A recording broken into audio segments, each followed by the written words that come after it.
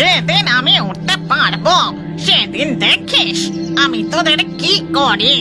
সনু কাক গ্রামের মধ্যে দিয়ে উড়ে যেতে যেতে তার মুখ থেকে হঠাৎই সেই নারকোলটা রাস্তার পাশে একটি বাড়ির সামনে পড়ে যায়। সনু কাক নারকোলটি আর না কুড়িয়ে বাসায় ফিরে যায়। এরপর কেটে যায় বেশ কিছু মাস। এ কেমন ডাব, এমন লাল ডাব তো আমি আগে কখনো দেখিনি। যাই হোক, খুব খিদে পেয়েছে, একটা ডাবই পেরে খাই। বুড়ি এই কথা বলে সেই বাড়ির রাস্তার ধারের নারকোল গাছ থেকে একটি লাল ডাব পেড়ে খেতে থাকে। ঠিক তখনই মা, তাড়াতাড়ি বাইরে এসে দেখো, এক বুড়ি আমাদের নারকোল গাছ থেকে ডাব পেরে খাচ্ছে। নন্টের কথা শুনে ঘর থেকে তার মা বেরিয়ে আসে।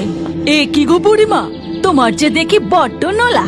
সাতকাল গিয়ে এককাল ঠেকেছে, লোভ এখনো কমেনি। লোকের গাছের ডাব চুরি করে খাচ্ছ? মা গো, আমি চুরি করিনি, আমার যে বড় খিদে লেগেছিল। কাল দুপুর থেকে কিচ্ছু খাইনি, তেষ্টায় একেবারে গলা শুকিয়ে গেছিল। আমি ওসব শুনতে চাই না। তুমি যেমন আমাদের নারকেল গাছ থেকে ডাব পেরে খেয়েছো, তার জন্য দাম দিতে হবে।